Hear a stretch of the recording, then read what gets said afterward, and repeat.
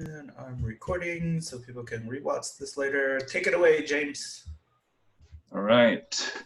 Welcome, everyone. Welcome to Multifamily Masters. So today we have a collaboration with several chapters. We have We have Thousand Oaks joining us. We have San Jose. We have Pasadena in the house. Kentucky. Where's our Kentucky chapter? I don't know. There you go, Lizzie. So today we got an awesome guest, Yonah Weiss, and who I'm gonna let Jason introduce in just a bit. But for those of you who are new to Multifamily Masters, maybe this is your first meetup. Multifamily Masters is we're a grassroots community. You know, we're here to connect, educate, and empower people to build their multifamily portfolios. So today, I'm sorry.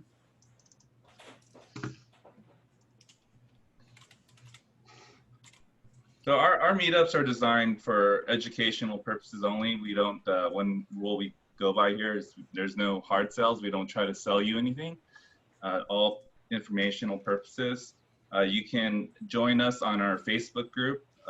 Link is right there on the screen, facebook.com/groups/mfmasters. And if you'd like to know more about our other locations or our other meetups, we have all our meetups listed at meetup.com/multifamilymasters. And sometime towards the end of this meetup, we are going to take a photo with everyone in a screenshot that we will post to social media. So, well, before we introduce Yonah, a little bit about myself.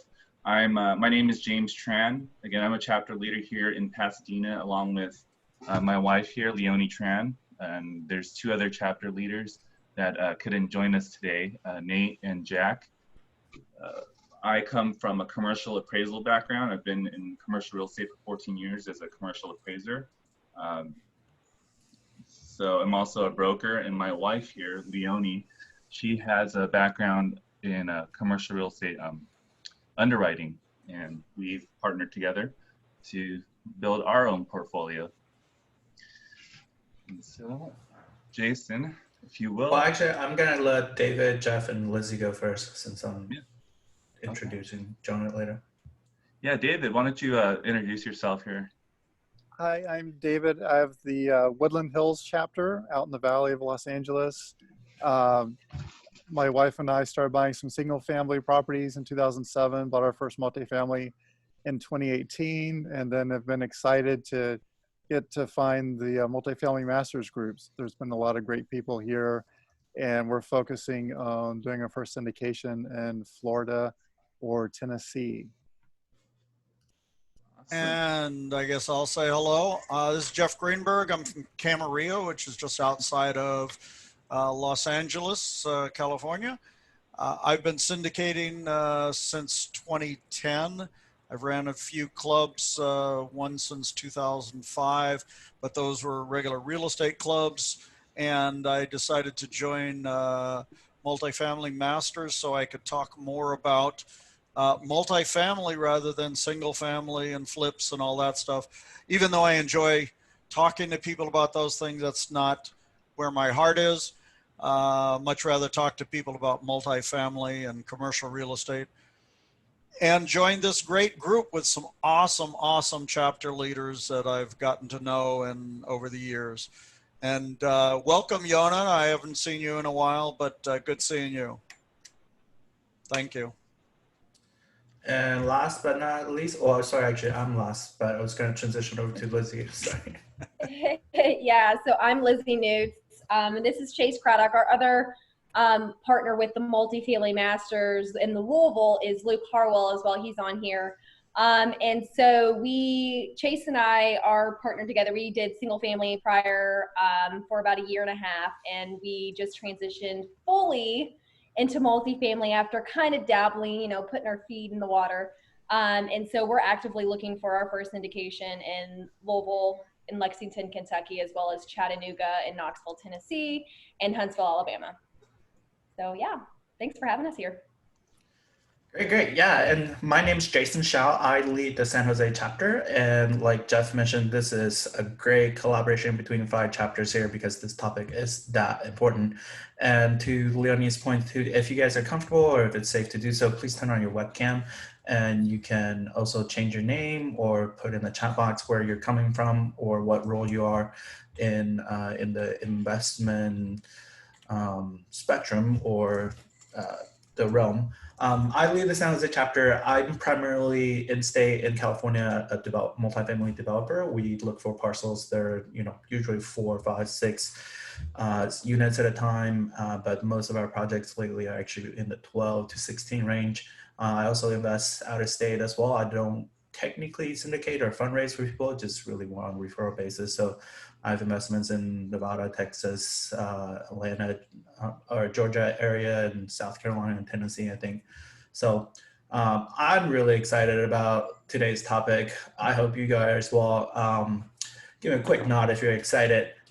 Who here knows who Yonah is or what cost segregation is?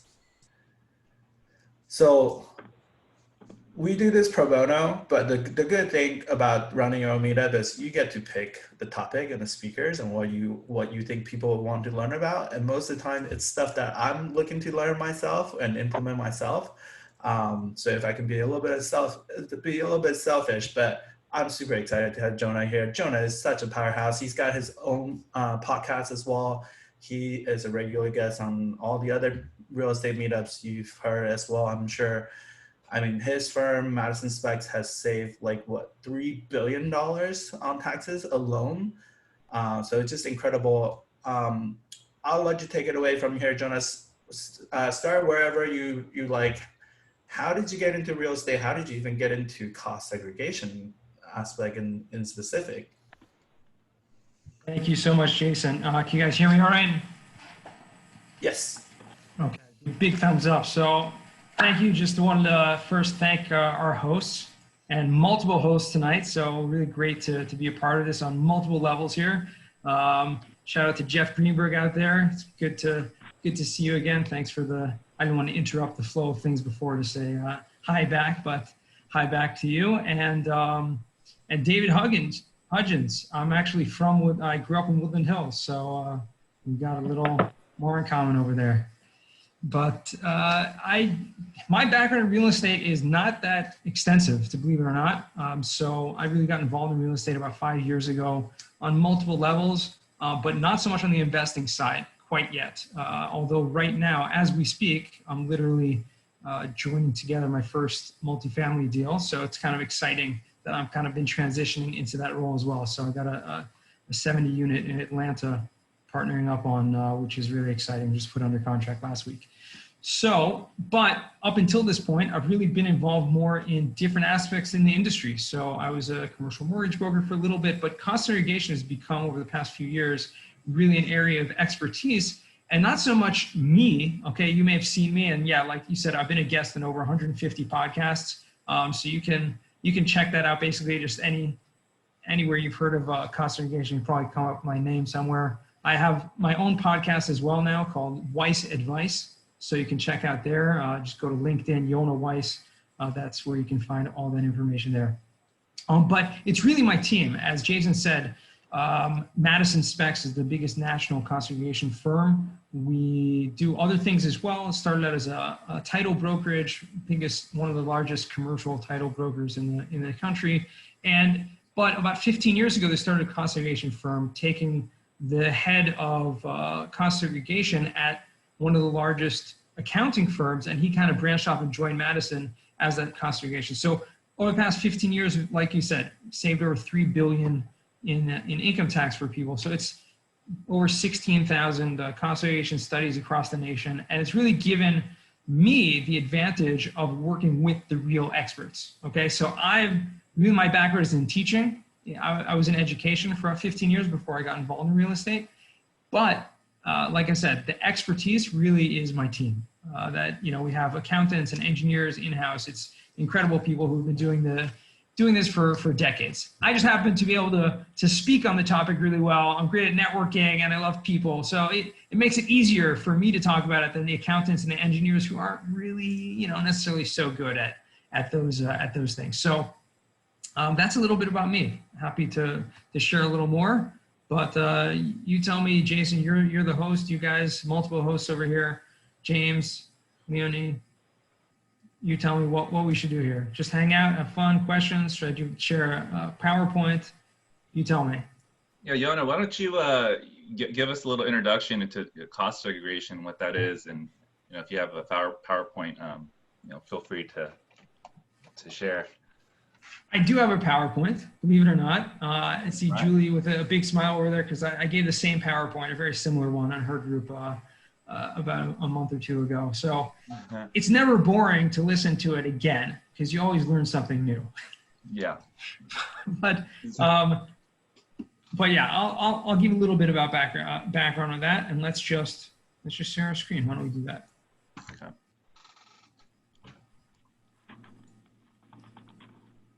Okay, and we got a slideshow, and we'll start from the beginning. In the beginning, that's what this is all about.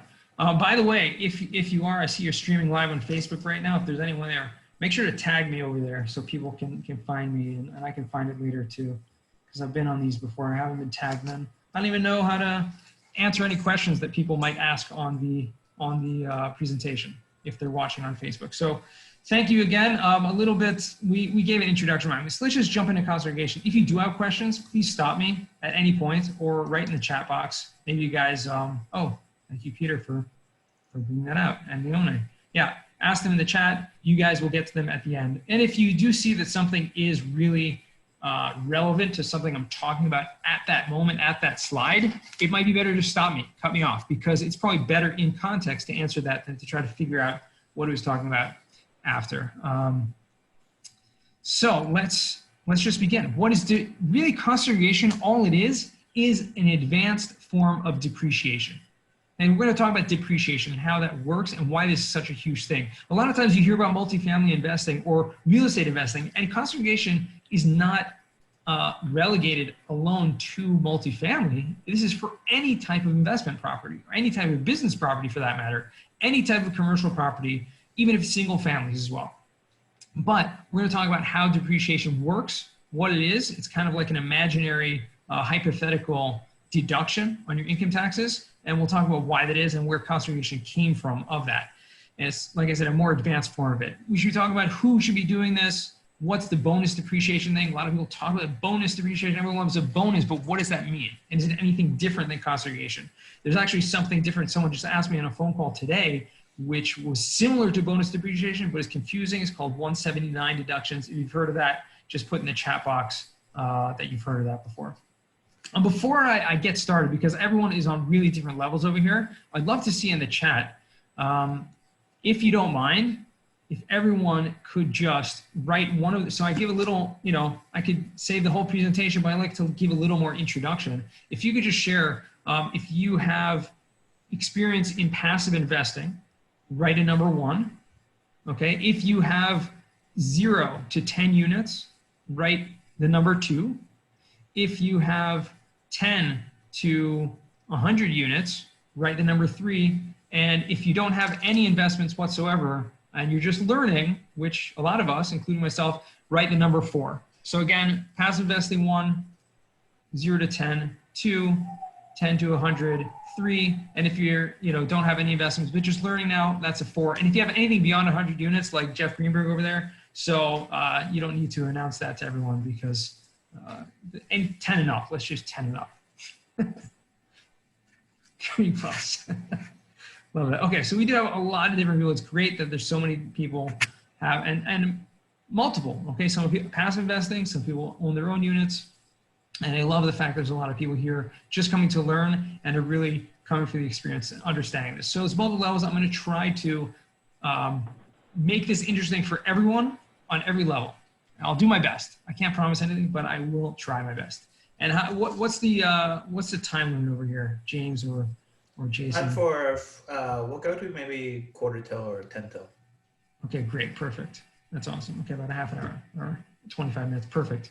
So let's just jump right into this. And we'll do a little bit of a case study as well. And the case study will show what the difference between doing cost segregation versus regular depreciation. So let's just talk about regular depreciation for a second.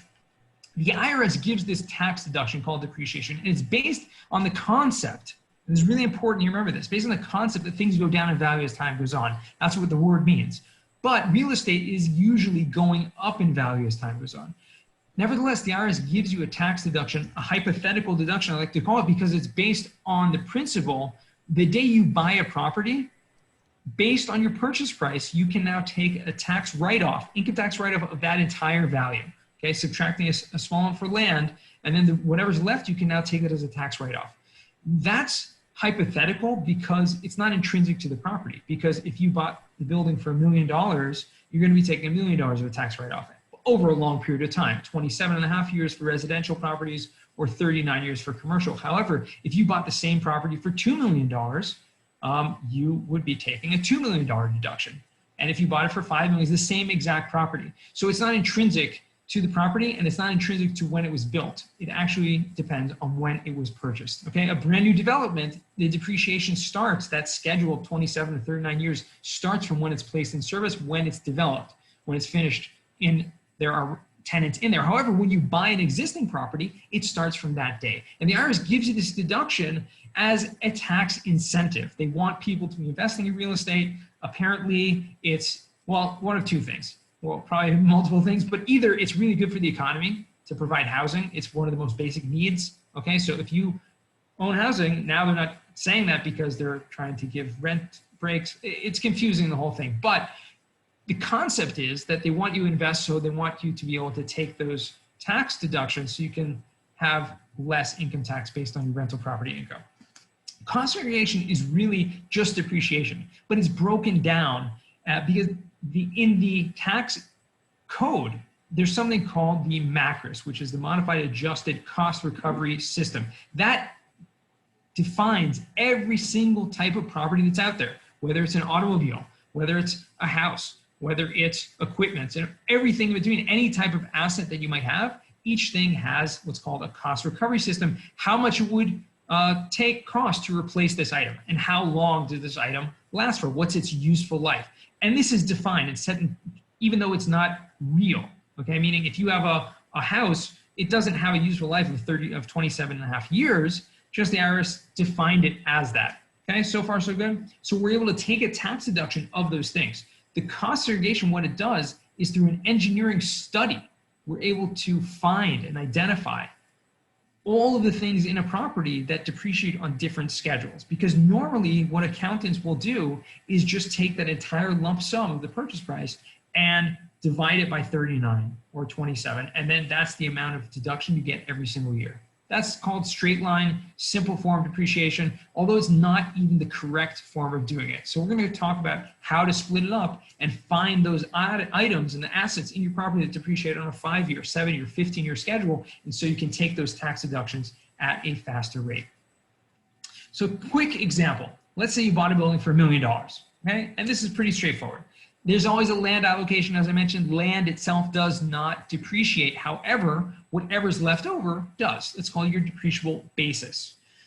Straight line depreciation, again, this is what your accountant is doing. If commercial property, that means every single year you get a tax deduction of $21,794. Simple as that.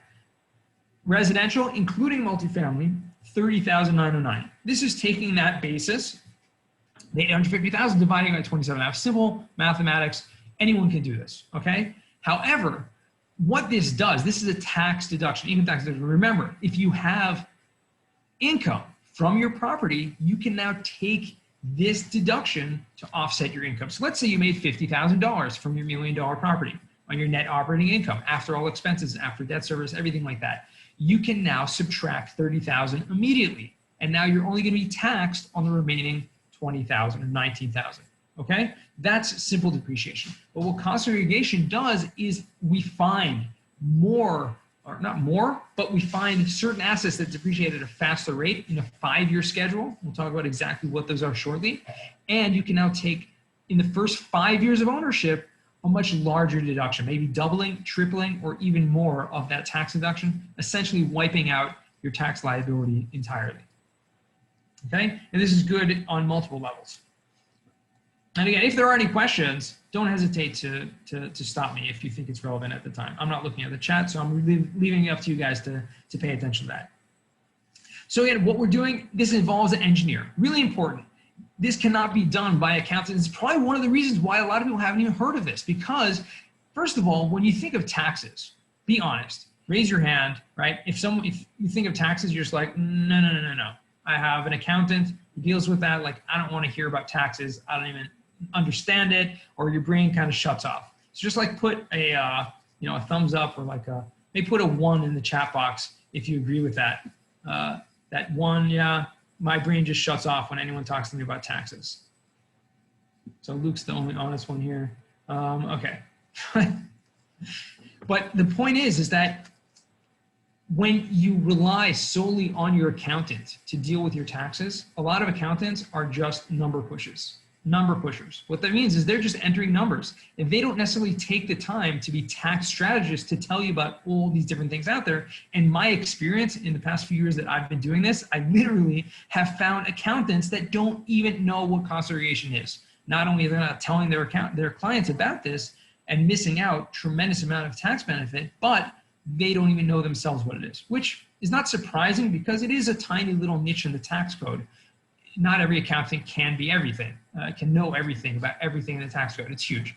However, if you are a real estate investor, you want to make sure that your accountant, either that your accountant knows very well about real estate, so you're maximizing your deductions, or at least educate yourself so that you can educate your CPA. And as my friend Brandon Hall, who's a CPA, a very popular guy, the real estate CPA, he actually just published an article on the real estate professional status, which we're going to talk about later on.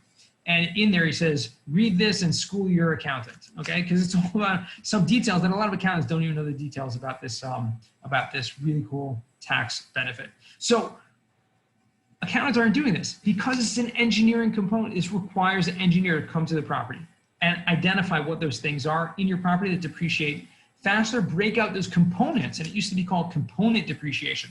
Because again, we're looking at all the individual items and seeing what they are, accelerating that depreciation. And here's a simple example. Look over here on your screen and you will see these are 2 main categories. I mentioned other classes as well, but the main 2 asset classes that we identify with the multifamily property or any type of property are what's called 5-year property, which is personal property or tangible property, and 15-year, which is called land improvement. Now, again, we mentioned in the beginning, we have the land, which does not depreciate, subtracting from your basis.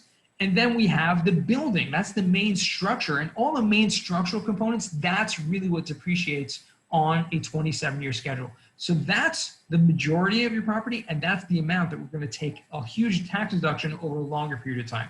But there's a lot of times, maybe up to 20 to 30%, sometimes even more, that you can actually reallocate to these faster lives here. So 5-year property, this includes anything that's not part of the structure. So think about furniture, carpeting, equipment, cabinets, okay, countertops. Here you have a list over here, all this stuff here, building mounted signage, cable TV, rough-in, closet shelving, all these different things. These are just examples for multifamily property. 15-year property is land improvements. This is anything outside the building, like landscaping, asphalt, concrete, if you have a parking lot, right, pavement, anything like that, all of that has value to it. The engineer identifies what's the square footage of all that, what's the value of each of those items, and then we can now take the value over a 15-year period, accelerating that depreciation and taking more deductions up front or at a faster rate. And we'll see shortly, you can actually take this all in the first year with what's called bonus depreciation, which is really exciting. So far, so good. So there's just a recap.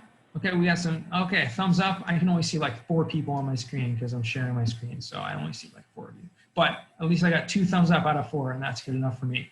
So what this does, essentially what we're doing is we're front loading certain tax deductions. You're not creating new deductions out of thin air. So let's not be confused over here. This is really more about the time value of money. So what does the time value of money mean? It's you want to be, especially if you're in the real estate game, and I call it a game because it's all about strategy. How can you have more money What ways can you figure out to have more cash to invest? Because you know you can do much more with your money than someone else can. Okay, that's why you're actively investing. If you're passively investing, so maybe you trust someone else to do more with your money than you can do with it, or maybe just the circumstances. But for sure, you can do more with your money than the IRS can. And since income tax is one of the largest expenses anyone will ever have, if there's a way legally to reduce that, at least now, and maybe, and I say maybe very definitively, maybe sometime in the future, I'm going to have to pay those taxes later. But more likely, if you're playing the game right, you will decrease your tax liability, hopefully to zero, and pay little to no taxes and have all that cash flow to reinvest. Okay, so this is what the time value of money is all about. And I say especially when you're doing more than one property. If you're in the game and you're investing in more than one property, this is where it makes sense the most, because depreciation from one property can be used to offset income from any of your properties altogether. Okay, so it lumps together, and this is why it's so important. So on to this next slide. Who should be doing cost segregation? Really anyone who is tax liable. So if you're don't have a tax liability, let's say you don't have any income tax or you don't have any income, you can't do it. If you're a nonprofit, not for you. If you're investing from a retirement account, that is not taxable, also can't help you because you're not having any income from that. It's already tax sheltered. Certain retirements can, but certain retirement accounts cannot, will not benefit from this. So therefore depreciation doesn't help you. If you're just doing fully, retirement account investing, a lot of people are doing that now, it's pretty popular, then you want to make sure, this even makes sense for you. So a lot of people don't. If it's a estate, it doesn't matter. If a corporation, they're all taxed slightly differently, but the benefits go through. And I want to mention again, business properties, because a lot of people don't think about this. I've had many times doctors who own the office buildings that they're in, restaurant owners that they own the building the restaurant is. I've had manufacturers, companies that own manufacturing plants that they own the facility. They don't think of themselves as real estate investors. Nevertheless, the building has depreciation and you can take cost segregation on that. So it doesn't matter if you consider yourself a real estate investor or not. If you own a property that's not your personal residence, then you can benefit from cost segregation. So again, your personal residence cannot.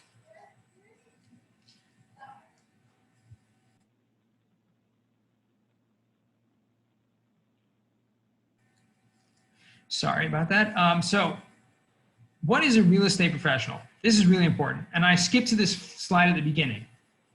Someone's muted. Oh, sorry, Jason? John, I had a quick question.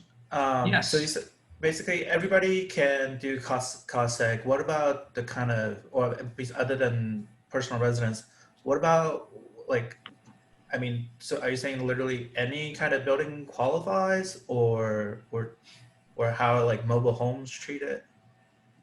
Yeah, any type of commercial, business, property, investment property whatsoever can have cost segregation, has depreciation. So therefore it can be broken down into these different categories that depreciate faster. Mobile home parks you mentioned are no different. There are different categories. Certain assets in a mobile home park will be on a 27-year, certain will be on a 15-year schedule with land improvements. And especially if there are no park-owned homes, mobile home parks can be tremendous beneficial because what you're owning is the land improvements. So yes, you can get a lot of benefit from all types of properties. Just checking out the chat over here. I see Natalie put a big thing on a techniques guide. I'm not checking. Should I check these questions or later? No, I'll moderate. I'll moderate. But 80. So to your point, ADU qualifies, right?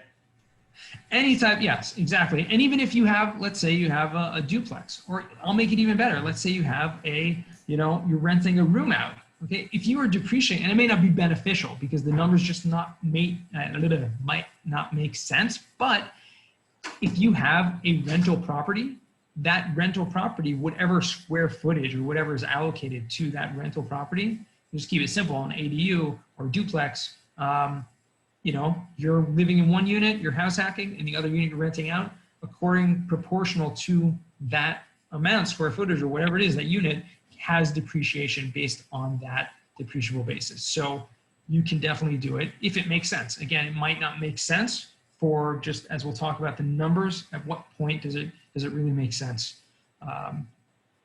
Okay. Let's go forward. So let's talk about this. This is really, really important. Real estate professional. And as I mentioned, maybe I'll even find in the chat, maybe I'll find in my email later on, Brandon Hall, or anyone can go to the Real Estate CPA. I'm a big fan of Brandon Hall, CPA, a friend of mine, and he's really smart, and he knows his stuff when it comes to taxes. He just published an article all about the real estate professional status.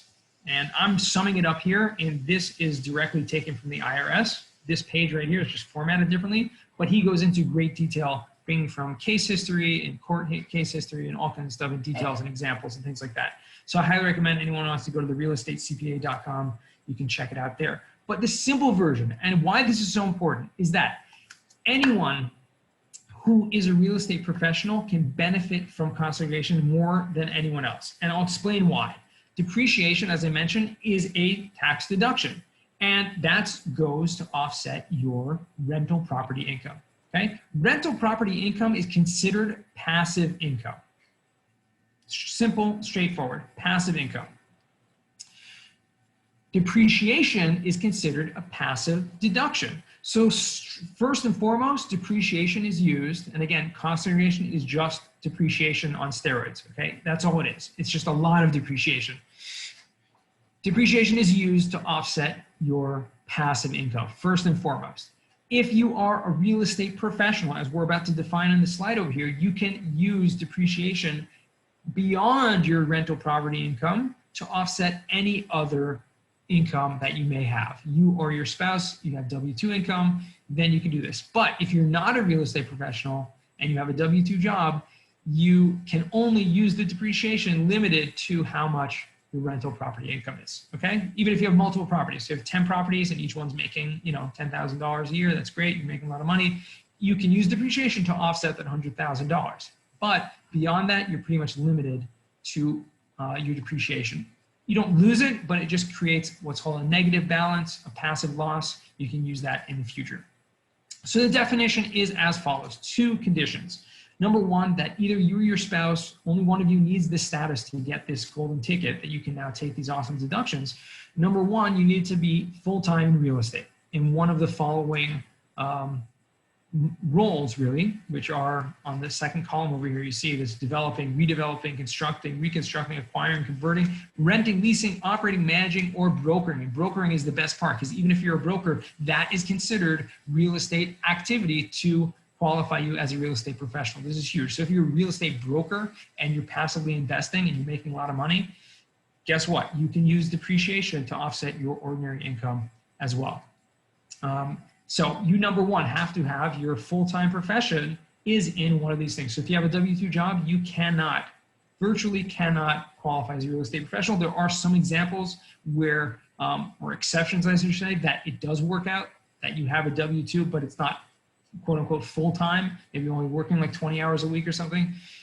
In that case, you may still be able to qualify because you're spending more than 50% of your time in the real estate trader business. The second qualification is you need to be spending more than 750 hours. Okay, and that's not a lot. It's about 16 hours a week, but it needs to be, you know, the majority of your time. So again, these are the 2 qualifications. Once you have this golden ticket, as I said, you can now use your depreciation and extra depreciation, as we're going to be creating with cost segregation, to offset your ordinary income as well. And this is really why this is so important, cost segregation. And it benefits real estate professionals more than anyone else. Because again, you can use this to offset your spouses, you can use this to offset any other ordinary income you have whatsoever. Yonah, I have a quick question about that. Yes, Emily. I've read that there's, and I could be totally wrong, are there income limits? Like say your spouse makes over X amount of money and you can't do it make those claims? Or? No, not that I'm aware of. There are no income limitations. As long as you qualify as a real estate professional, you can be making, you know, $20 million a year and offsetting that with $20 million of depreciation. Cool. I know that's not like the most income possible ever, but just right. The number that popped in my head. Thank you. Okay. There is one exception where if you have under $150,000 of adjusted gross income, so there's an income limitation on the inverse. So on the lower side, if you're not making enough money, you can actually use some of those passive losses to offset your active income, and it's up to $25,000. Beyond that, it's totally wiped out. So it's not that applicable, but it is good to know if someone does fit into the situation and they have more depreciation than they have income and they're making less than $150,000 with adjusted gross income, they could use some of that to offset their active income as well. Let's talk about the Tax Cuts and Jobs Act. One of the greatest things that happened for real estate investors probably in the last, 50 years or so is what's called bonus depreciation. And it's not something that is different than cost segregation. Essentially what bonus depreciation says is any of your accelerated depreciation, and if you remember my examples from those a few pages back over here, where was that? 5-year property, 15-year property, we're accelerating certain assets into faster life. And some of this can be up to 20, 30, 40% of your depreciation. You can either accelerate this, or bonus depreciation says you can take the entire amount of accelerated depreciation in the first year as a tax write-off. So that 20, 30%, that's huge. So if in our example, the $1 million property, right, and you're taking $30,000 a year of regular depreciation, cost segregation might get you in the first 5 years about $60,000, $70,000 per year. Bonus depreciation is going to get you that whole $200,000, $250,000 in the first year of tax write-off. So that's really what bonus depreciation is. Let's go back to that slide over there. And it used to be just for new construction projects and only up to 50% of bonus. Now it's 100% and for any type of property. Okay, there are certain limitations. They can't be done with the 1031 exchange. It can't be done for a property bought and sold in the same tax year. There are other things. And the other thing really important to know is this is going to start phasing out in 2023. So now's the time to take advantage of the bonus depreciation, because you won't be able to use that 100% bonus in 2023. It'll go down to 80% and then the next year to 60% until it goes down to zero. You're just going to have the cost segregation, but you won't be able to take a huge chunk in that first year. And again, if you have more deductions than you have income, so first of all, kudos, you're playing the game right? Because you're knocking off all your tax liability, but you're not able to use any more of that. It creates a passive loss and just carries forward. So you can do that with the bonus depreciation as well. Hey, I'm sorry, Jonah. I'm not quite following. So you're saying bonus depreciation is only in the scenario you were describing before, where your adjusted gross income is below a certain limit, or? No, bonus depreciation is let me just go back to the slide so I'm not confused people. Any accelerated depreciation that you take, instead of just front loading it into the first 5 years and 15 years and spreading it out over a faster rate, you can actually opt to take the entire amount of that accelerated depreciation in the first year. For the items that follow the 5 or 15-year schedule. Correct, yes. Okay. Yes, exactly. Anything that is less than 20-year depreciation. So essentially anything that we find with a cost segregation study, you have the option to either spread that out over a 5-year period, 15-year period, or you can lump it all up in the first year and take a huge tax deduction in the first year. And there are no limitations to that. And if you purchase after September 2017, you can do that retroactively? Yes, that's a great question. You can actually, if you bought a property, and this is going to be next, some slides ahead, but you can actually do cost segregation retroactively. So if you bought a property in the past and just been doing straight line depreciation, you can go back and collect that extra depreciation you missed. And if it was after September 27, 2017, you can actually take the bonus depreciation in 2020 if you didn't take it until now, as long as you did not yet do a cost segregation study or make any allocations. So you can't opt out of it. It's a little complicated, but as long as you didn't opt out of the bonus depreciation by making certain allocations already, and you're just doing straight line depreciation, you can go back and get it retroactively. Okay, great. Thank you so much. I think Luke had a question. Is that right? Yeah. That answered my first question. And then I wanted to know, like, was there any kind of restrictions? Do you have to hold it for a certain period of time if you take that lump sum all in the first year? you have to hold it for the 5 years, or? You do not sell have to it hold that it for any next year? certain run. You can sell it the next year. Yeah, it may not be as beneficial as we're going to talk about shortly as well, because there's something called depreciation recapture tax, which Mhm. you have at the sale of a property. So taking a whole bunch up front may not be as beneficial if if you're holding it for a longer period of time as opposed to just selling it the next year. But you can do it, and I know plenty of people that are doing it. It has to fit within your business plan and your strategy. Okay, it's Perfect. not one size fits all. It's all about your personal strategy and what works best for you. Okay, great. I'm sorry, guys. We're gonna it's because in the interest of time, we're already pressing up the quarter till. Put your questions in the chat box, please, and I'll be moderating. But who here is getting some value out of this? You guys learning good stuff? Give me a quick nod or put in the word value in the chat box for me here. All right, cool. Yeah, Awesome. sorry, Jonah. We need to move forward a little bit. Sorry. Yeah, that's right. And by the way, there are no limitations whatsoever into your questions, and you can reach out to me afterwards if I don't answer anything on this presentation of this call now. Okay, so I'll put my information here. Anyone can reach out to me for any question whatsoever if we don't get to it at this point. There is one other really, really cool thing that happened with the CARES Act. And everyone knows, pandemic, COVID, it's not great what's happened to the economy. The CARES Act, which Congress put together back in April, May, put together a lot of provisions to help the economy. One of those things was something called a net operating loss carry back. Okay, this is huge. Net operating loss means if you have more deductions than you have income. Okay, so that's called net operating loss. You have like a negative income tax, which you don't have to pay anything, but you can do it. What can you do with that? So as I mentioned before, you can carry that forward. Okay, you can use it in future years. But what Congress introduced is something called a carry back. Really, they reintroduced it because they got rid of it with the Tax Cuts and Jobs Act, but they reintroduced it and said, yeah, you could do this. What this means is if you have paid income tax over the past 5 years, okay, you can now, and you have a cost segregation study done, and you have this huge amount of bonus depreciation, and you have this huge amount of net operating loss because you have more deductions than you have income, you can actually carry back that loss to apply to previous year's taxes by amending previous year's tax returns. It's not so simple to do, but you can do it. And that you can actually get a refund check from the IRS for any taxes you paid over the past 5 years, okay? That is huge. This can benefit a lot of people, but again, this is something to discuss with your accountant. It does require you to amend past year's tax returns and to your accountant to file a certain form that is, the net operating loss carryback form. So again, extra work for your accountant to do, but it can be worthwhile in certain circumstances.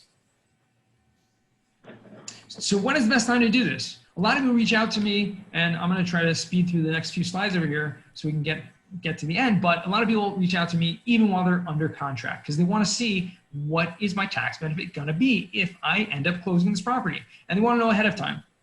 This, people get it done in the first year. As I mentioned before, you can do this retroactively if you own a property for a number of years. You can do it retroactively. It can be done obviously on a new construction building, and it can be done on renovation. So as I mentioned before at the very, very beginning, your depreciation is based on, number one, it's based on your purchase price, okay? So the amount of money that you spend on your property, that determines how much depreciation you can take. However, and that never changes, doesn't change with refinance, doesn't change if you get an appraisal and now it's worth more, doesn't matter. Your depreciation stays the same on that basis. But if you do add more money into the property, you do major renovations, okay, doing value add, whatever that is, that money is now depreciated. So now you can take all of that as a tax deduction as well. Either depreciation on a long, straight line over the long period of time, or you can do a cost segregation on the amount that was spent and see, well, I spent $50,000 paving the parking lot. That's 15-year land improvements.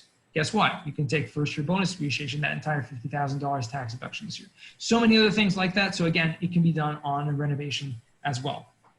Here's an example, certain chart to see what types of properties benefit the most from our cost segregation study and how much is the average, and each property is unique, but the average of what is going to be reallocated to these faster lives. And as I mentioned before, apartments, multifamily is usually between 20 and 30%. Okay, sometimes more, sometimes less. Mobile home parks are off the charts because, as I mentioned before, if you own only tenant-owned homes and you just own the park, really what you own is just the land improvement. You own the park, you own the pavement, the concrete slabs under each home. It's huge. I'm looking at 50 to 80% of depreciation reallocation on mobile home parks. Golf courses are the same because, again, just land improvements, landscaping. It's a big thing. Does it have anything to do with that? Usually mobile homes are sort of treated as a vehicle instead of structure at all? Or no, mobile home parks are actually considered like structural. Mobile homes depreciate on a 27.5-year schedule, just like a multifamily property would. However, if you don't actually own any of the homes and you just own the park and you just own the land and the land improvements, so guess what? All you own is that land improvements and you're not owning the homes. That's how you can get so much depreciation accelerated upfront. And like I said, other things, manufacturing facilities have a lot of equipment, a lot of things in there, the 5-year property, the personal property, offices, retail, self-storage, you name it, any type of property you can do this on. Warehouses are going to have the least amount because, again, there's not much there usually besides the structure.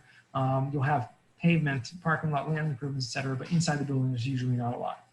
I don't know if you're about close to it, but okay, yeah. Well, I was going to ask if we can jump to a case study because I think showing that numbers side by side would be really powerful to see clearly, like night and day, what the difference is.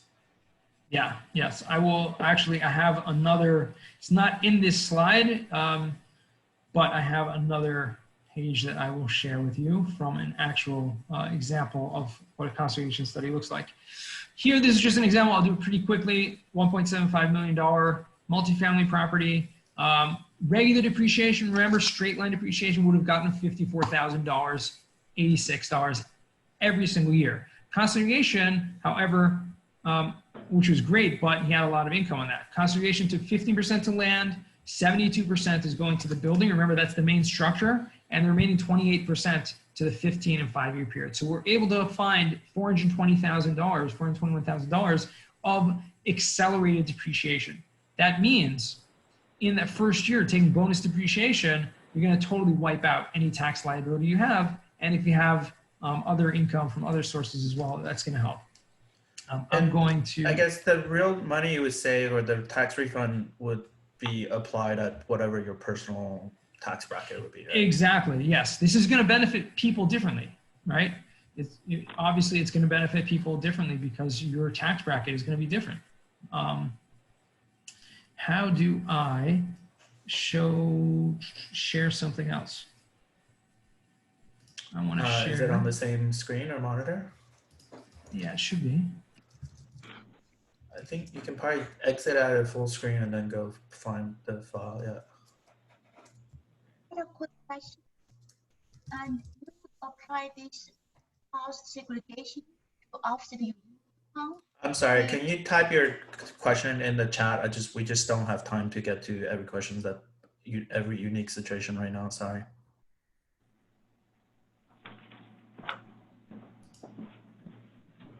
Can you see my screen? I'm still seeing just your slide. Seeing your slide. Okay, so let me reshare my screen here. Yeah, that'll part. There we go. Okay, so here is an example, and I'm just giving a. Let's cancel this out over here. How do I move that? Okay. Can everyone see this? Yeah. I know it's really small, but this is a sample depreciation schedule. Okay, and how this works is cost segregation. If you see it, let me just get one of these things over here. Spotlight. Okay, now we can see. Okay, over here you see this is the years. What we're doing, total non-cost segregation depreciation, is going to be just taking your purchase price, and on this building over here, the purchase price was 24 million. So this is a big deal, but regardless, the numbers will be the same. You see 16% for a 5-year property, 5% for a 15-year property. What this does is regular depreciation is going to be about $750,000 a year.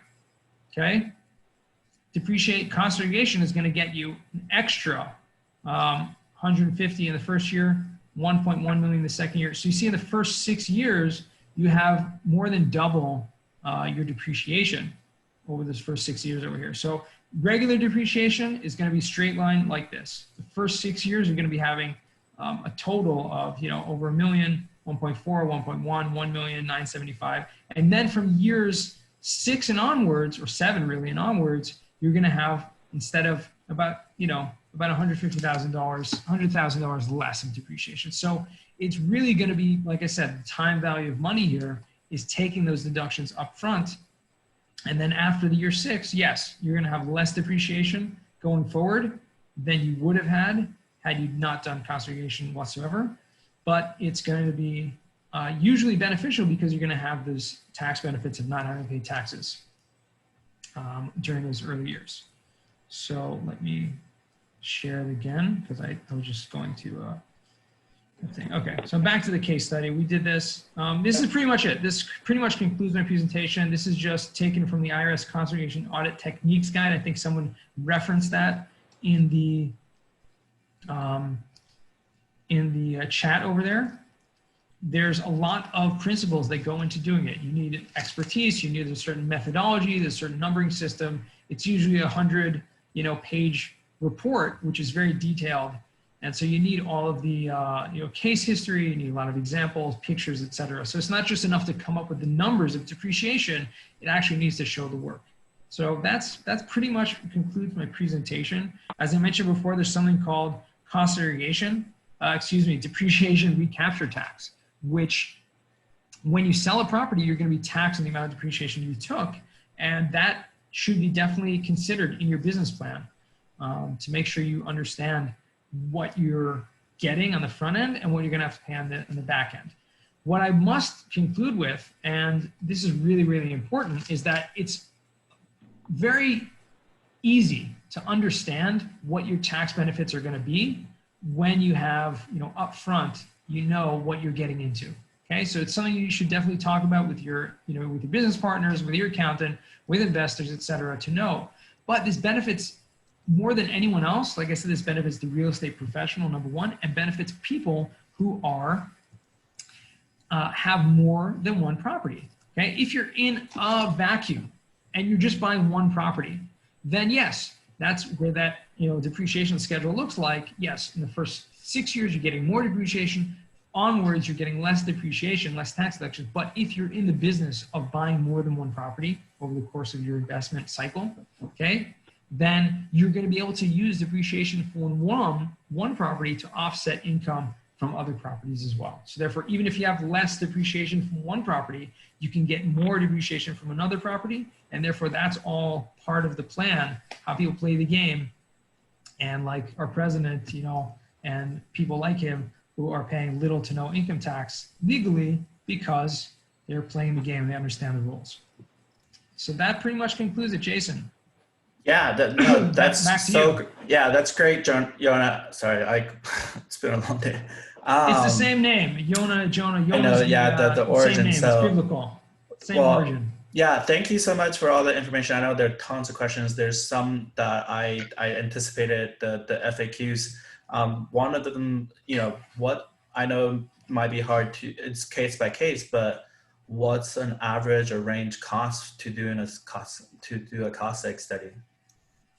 It depends on property to property, and it is totally based on the scope of work of each property, not dependent on your tax savings. So on a smaller property, it might be pretty much the same as a larger property. The fee, typically, for multifamily properties specifically, it ranges between about $4,000 to $6,000. That's our current fee structure. If you have therefore, I must kind of emphasize this, it's going to start making sense on larger properties, obviously, because your tax deductions are proportional to your purchase price. Okay, so if your purchase price is $1 million and you're looking at about $150,000 of tax benefit, it makes sense to pay around $4,000 to $6,000 for that, right? But if your purchase price is $100,000, you have a single family property, then your tax benefit might be about $15,000 to $20,000. Okay, so it doesn't really make sense to pay a few $1,000s to get a tax benefit. It might in certain scenarios. I usually don't push it on properties purchased for under $500,000. It can make sense for certain people, certain circumstances. Everyone's different. That's my general rule of thumb. we go. Okay, great. And what about, we touched on earlier the, you upfront the depreciation, and we were talking about it's kind of the another big trade-off to weigh at the end, the depreciation recapture when you sell. Can you touch on what are things to consider on that point, or how can people Absolutely. make a better educated decision? I guess I'll put it that Yeah, way. absolutely. So a few things to consider. Number one, yes, you have to pay when you sell a property, not only capital gains tax. So if you made any profit on the sale of that, you have to pay a tax on that. And then there's depreciation recapture tax. So the amount of depreciation you took, you're paying a recapture tax. Number one, there's something called a 1031 exchange. I'm sure a lot of you heard of this. With that 1031 exchange, you can not only defer your capital gains tax, you also defer that recapture tax. Again, you're not paying back the depreciation. That's not what recapture means. It means you're paying a tax on that amount. That's number one.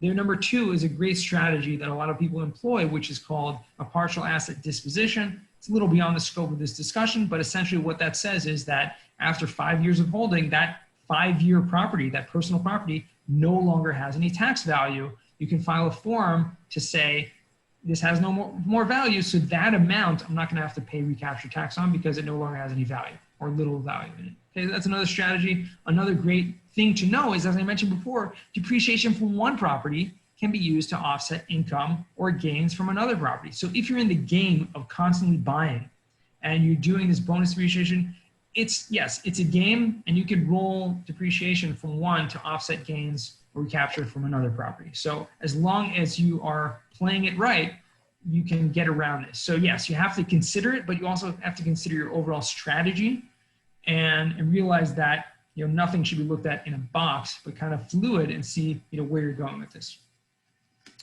Sorry, I got a question. What did you say? Partial or something?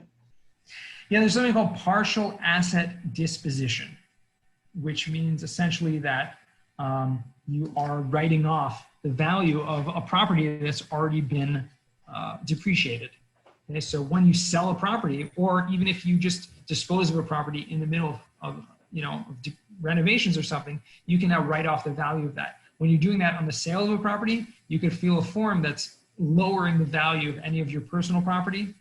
Again, it's a little bit beyond the scope of this discussion, but for example, if you had, let's say you had washer and dryers, okay, and you had a 50-unit property, and you had 50 washers and dryers, okay, and a total of $50,000, just keeping round numbers. After 5 years of holding, you've said, well, all that's been quote unquote depreciated, no longer has value. So now I no longer have to pay recapture tax on that value because it's already been depreciated. There's no longer value to that. Okay, it's not a given. You have to file a form to do this, but it is things a lot of people do. Okay, and then another big one I saw coming up, I'll try to kind of summarize it a little bit and go back to look over some of the other questions, is in a syndication setting, there's usually a GP and an LP. How does this depreciation expense or cost seg study, the result of it, how does it flow through to the different GPs and LPs or through the K1s? Because I think it might be Jeff or somebody that was asking, the ownership versus how much capital they actually invested could be different. Do you know how that's usually treated or a standard practice?